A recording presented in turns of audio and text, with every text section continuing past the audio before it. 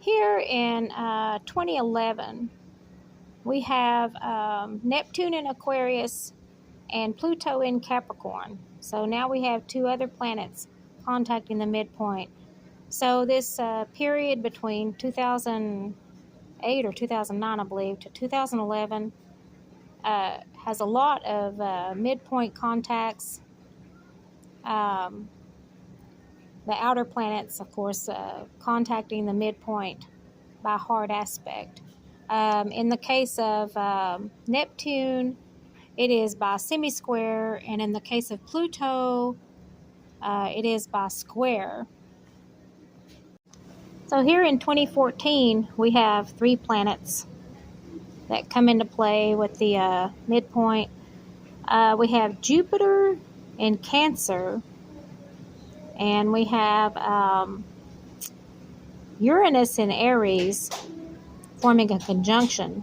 Jupiter in Cancer is forming a square. And then we have Pluto in Capricorn also forming a square. So 2014, probably a long term or some kind of commitment going on during this time. 2017, I believe that's the year here. I don't see any midpoint contacts. Could be kind of a dry year. For example, here, we see that Jupiter has already moved past the degrees of 5 to 13, all right? So that ship sailed. We see Saturn is already in Sagittarius, but it's moving toward Capricorn, all right? We see that Uranus is already past the 5 to 13 degrees of being conjunct the midpoint, because it's already 20 degrees, so it has passed. And then we have Neptune here already in Pisces. It's going to be a while before it goes into Aries. And then we have Pluto here. It's in Capricorn, but it's already past the 13 degree mark, so it has passed. So 2017 doesn't seem like a big earth-shaking year for relationships or marriage. Okay, 2020, we have Jupiter in Capricorn, and it's in the proper range at 6 degrees. It has to be between 5 and 13. We have Saturn, also in Capricorn, but it's in too late of a degree. Uranus is in Taurus, so it needs to be in the later degrees, 20 to 28, so there's nothing really there. And then we have, Neptune. It's still in Pisces. It needs to get to about 5 degrees Aries before it comes into play. And then here we have Pluto in the late degrees of Capricorn. Pluto, that ship has already sailed for now. So we only have one here in the year, what did I say, 2021? Let me see here. What am I on? Or 2020. Let's see where I'm at. Yeah, 2020. Okay. So only one there. So there could be a significant relationship going on there. I think I said it started in February. Is that what I said? Actually, it's probably late 2019 to early 2020. I'm not in 2021 yet. Okay, 2023 is starting to look better around February. Let's see here. We have Jupiter in Aries. And by itself, I wouldn't give it a lot of weight, but it's going to be between 5 and 13 degrees Aries, which is going to be conjunct or conjoined to the midpoint at 9 degrees Aries. We have Saturn, and it's in that 20 to 28 degree range of Aquarius. So probably late 22 to probably mid to late 23. We have some potential here. Let's see, we have Uranus.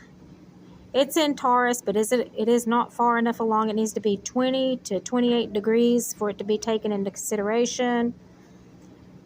Pluto, like I said, already passed. Neptune isn't there yet. I would look for Neptune to trigger once it goes into Aries. But I'm going to roll ahead to 2025, see what we find there. Now here in 2025, I think this is June or July, we have Jupiter going into Cancer in the early degrees. We have Uranus in Taurus. It's kind of in the later degrees, and then it's going to progress into Gemini. So it's going to move out, but it may go into retrograde. I'll have to check. And then we have Neptune moving into Aries. Okay, it's still a little early here, so between 25 and 26 is going to be a significant period with regards to relationships. Let's see, Jupiter rules things like religion, philosophy, and whatnot, so that could be involved. Let's see, Uranus rules things like I said, paramedics, emergency workers, electricians, electrical work, that kind of thing. It also rules astrology and astrologers.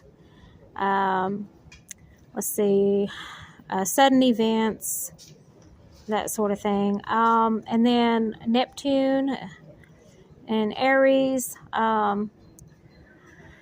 Neptune rules like maritime activities. You think of things like merchant marines, people in the Navy, that sort of thing. And Aries, of course, rules the military. So all of those are factors, but it will be between 25 and 26. Some planets will be moving a little bit out of range of the midpoint, while others move in to closer range. And so that's it from 1961 to 2026. Okay, July of 2029 looks like another very active year because we have Jupiter that has just gone through Libra earlier in the year. We also have Saturn in Taurus in the later degrees where it needs to be. And let's see, what is that? Uranus, it's still in Gemini. It's not in Cancer yet. And we have Neptune in Aries in range also. Where's Pluto? Pluto's still goofing around. So we have, like I said, Jupiter in play a little earlier in the year. Saturn definitely in play during this time. And Neptune. So that's 3 planets in the year 2029. So it will be a significant year. You can bet on it anytime there's more than 2 planets. So there we have it, 1961 to 2029. So here in 2010, we have some more stuff going on. We have 3 midpoint contacts. We have Jupiter, okay, and looks like it's gone retrograde back into Pisces. Sorry, it was in Aries. We have Saturn in Libra, okay, and we have Uranus. Let's see, it has gone into Pisces. I'm sorry, yeah. And then we have Neptune in Aquarius in range. So we have 3 planets contacting the midpoint in 2010. So we have Jupiter. No, I'm sorry. We have Saturn. And we have Uranus. That's 2 planets. I'm sorry. So 2009, I believe, we had Jupiter and Uranus. And now we have Saturn and Uranus playing against the midpoint. 2018 looks like another dry year. The person is either really settled down hard into a relationship or it's a complete dry spell because we have Jupiter in Scorpio, so it's already past Libra. We have Saturn.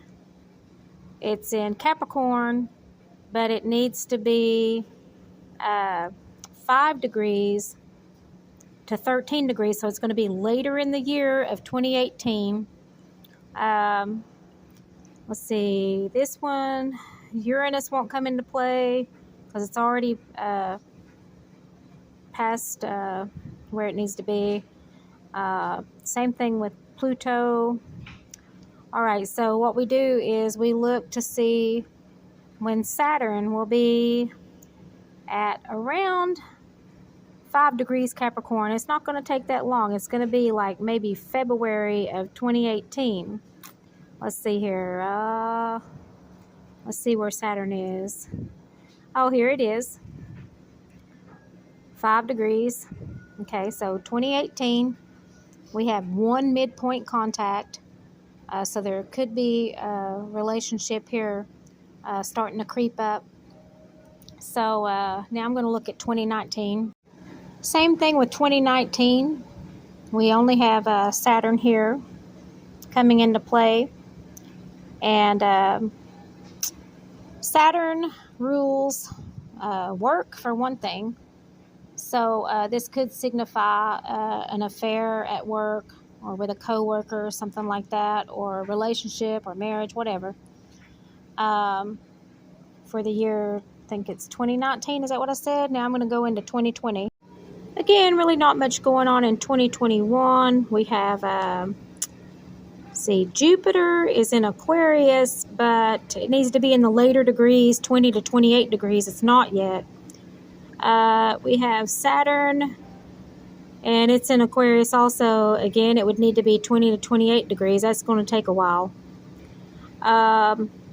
We have Uranus and Taurus. Again, to be semi-square, that has to be 20 to 28 degrees, so not yet. And we have Neptune in Pisces. It needs to get to Aries. Pisces is not really a factor in this chart. And Pluto is at 24 degrees Capricorn. That ship sailed a few years back. So I'm going to look at 2022.